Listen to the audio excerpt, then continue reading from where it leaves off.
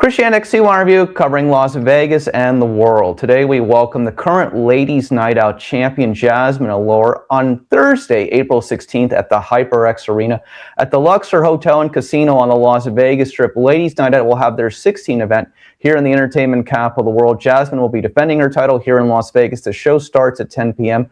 Find more information at TitleMatchNetwork.com, whether you want to purchase tickets if you're here in Vegas or you want to watch the show online. The show will be streaming live there as well. Jazmin, thanks for joining us today on C1 Review. How are you?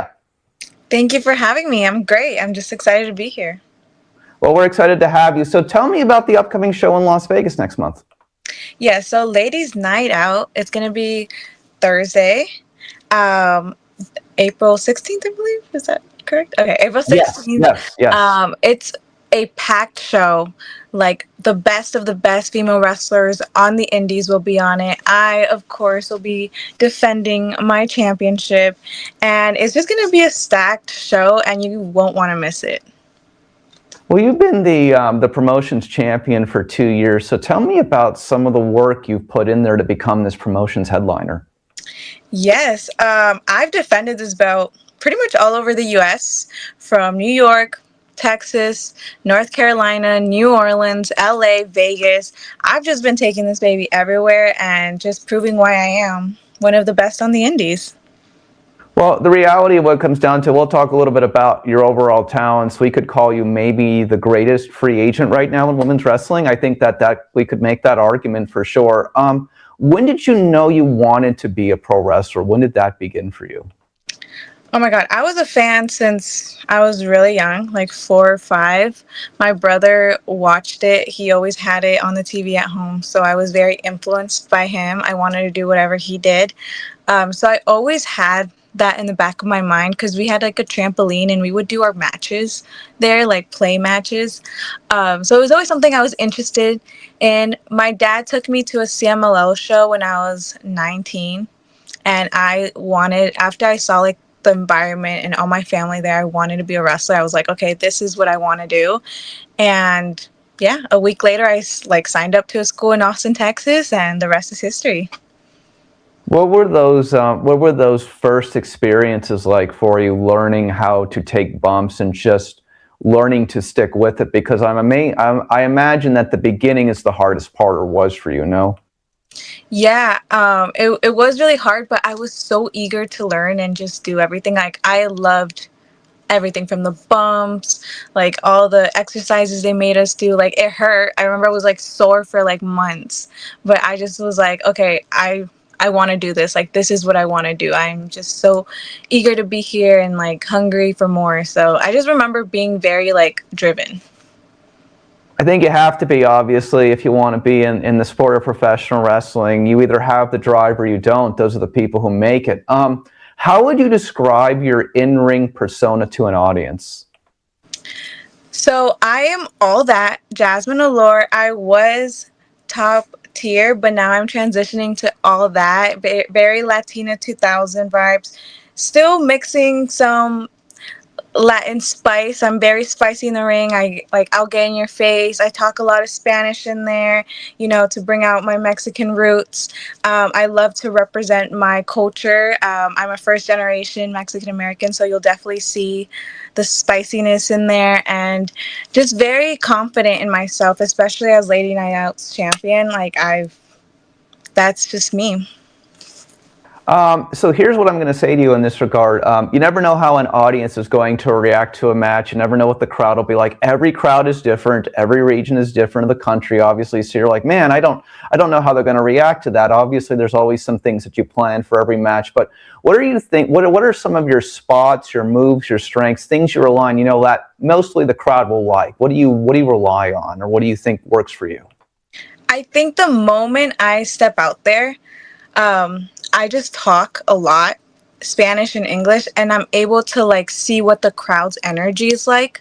So if I'm like, okay, they're into it, they're into like the talking, like throughout my match, I'll talk a lot of like shit to my opponent, shit to them, but also include like my moveset, just make everything even more aggressive. I really like yeah, I love to read the crowd. The moment I get out there and start talking like all my smack, that's when I'm like, okay, I can see what the crowd is into, what they're not into. If they're not like reacting to me talking to them, they're like, okay, they're more of a wrestling crowd. I'm just gonna do more moves, if that makes sense. Oh, I agree with that. Sure, absolutely. You have to adapt depending on how the crowd's reactions are. And sometimes you drop something, sometimes you add something. Sometimes something really is just, on the cusp of improvisation, obviously, I'd imagine. Yeah, of course, yeah. So you've had matches in both the WWE and AEW. Have those experiences given you the confidence that the biggest promotions would give you their stage? They believe in your talent. How does that make you feel?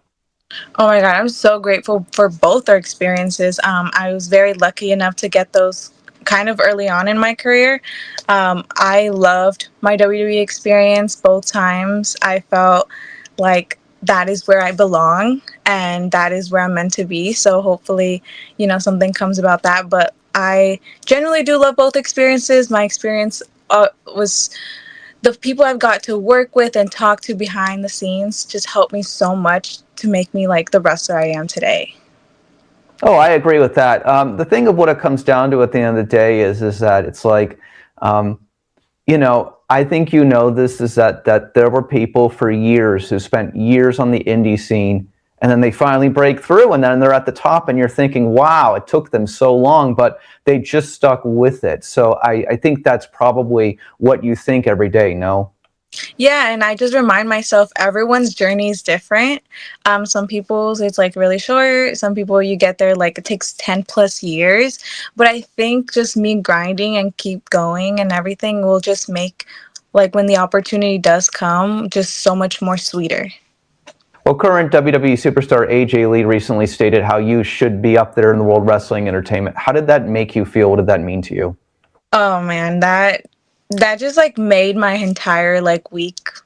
Honestly, like I'm so grateful for her. She is such a godmother to me. I can't thank her enough.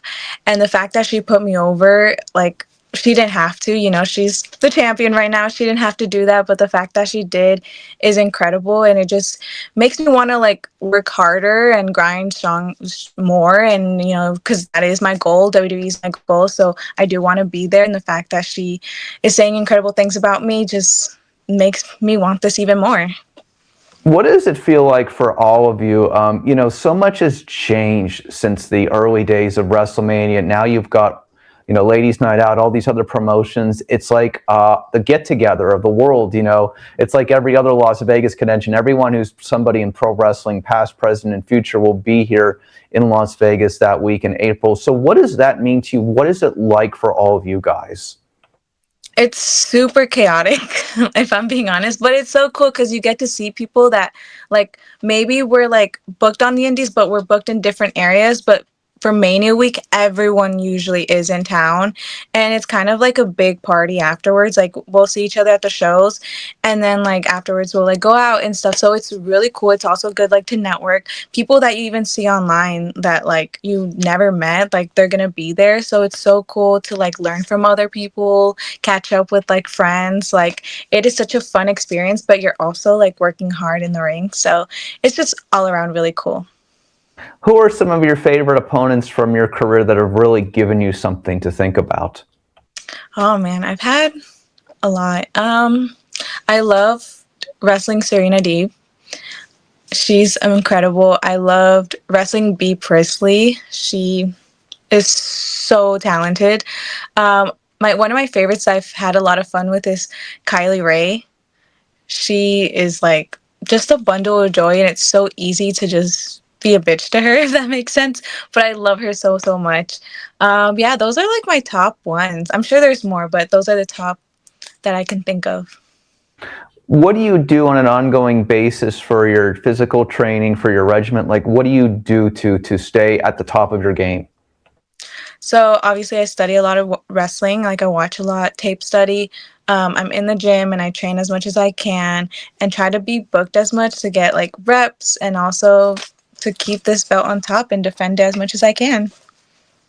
Understandable. Also, additionally, you're going to be at Wrestle Con for 2 days on Friday and Saturday at the Horseshoe, Las Vegas. What will that experience be like to be with so many past, present, and future stars?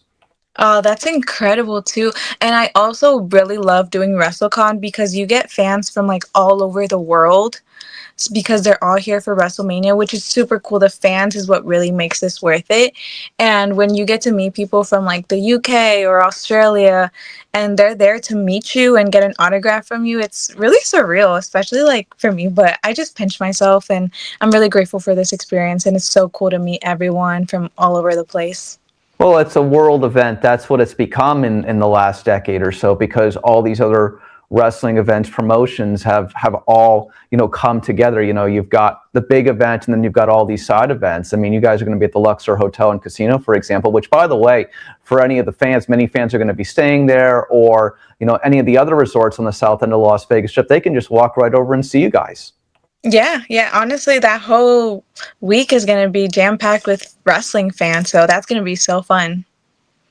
Okay, let me just say to you in this regards, another person will be at WrestleCon, one of our longtime friends, 25 years past guest, Jake the Snake Roberts, who was just on again with us a couple days ago. He'll be at WrestleCon with you. He was just saying the other day how he thought that women's wrestling overall is past the men's right now, that the men have got to step it up. Tell me just about what the growth of women's wrestling has been like over the last decade. Oh my God, it's so crazy. I remember going to a show in Orlando and it was like I was so excited for the women's matches. I was like, okay, I'm like, this is what I'm here for. I'm here for the woman. And it was like a 3-minute bikini tag match. And I remember being like, oh, like they obviously can do more. I was like 9 or 10. I was like, they obviously can do more. And to see it evolve, I remember after that, I like took a couple breaks. And when I came back, the Four Horsemen were like killing it in WWE. And I remember like seeing that and like being like, oh my God, they are so good. They're given so much time.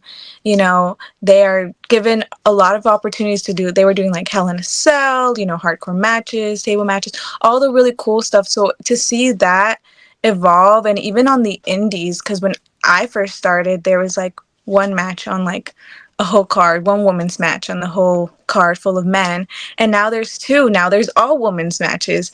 Now it's all women's shows. And especially in Vegas, we have a couple of women's shows. To see the whole thing evolve, not just on TV, but also on the indies, it's super incredible. Let's mention it again. Ladies Night Out, April 16th will be. You can find more information at TitleMatchNetwork.com, and it'll be again at the HyperX Arena at the Luxor Hotel and Casino. Bell time begins 10 p.m., and Jazmin will be defending her Ladies Night Out championship, obviously. That'll be the main event of the evening, I'm guessing, correct? I'm not sure, but I mean, I am the main event no matter what. Well said. What is your message to the World Wrestling Entertainment? I know that you want to be there. What do you have to say to them? Hire me. I'm a free agent. No, I'm manifesting that I will be there. I'm working hard on the indies, trying to get my name out there as much as I can, rebranding myself, and just can't wait to one day be there. Well, hopefully some of maybe the WWE agents or some of the scouts will come over and watch your match. I know you've been in the company too, but they should come over and see. It's really right down the road, 10 minutes away from Allegiant Stadium at the Luxor Hotel and Casino. Jazmin, thank you so much for joining us. Finally, message to your pro wrestling fans. Thanks for all the support. Don't forget to come to Ladies Night Out in Las Vegas, where I will be defending my Ladies Night Out's championship. And the match hasn't been announced, but I'm sure you won't want to miss this. Finally, I forgot to ask, what do you love most about performing in Las Vegas and being in Las Vegas? The crowd, the fans. A lot of them are also coming from Cali, which is like my second home. So it's so cool. It kind of feels like home because all those fans, like apart from them coming from like around the world, but they're also coming from Cali and they're just so supportive. Thank you, Jazmin. Thank you.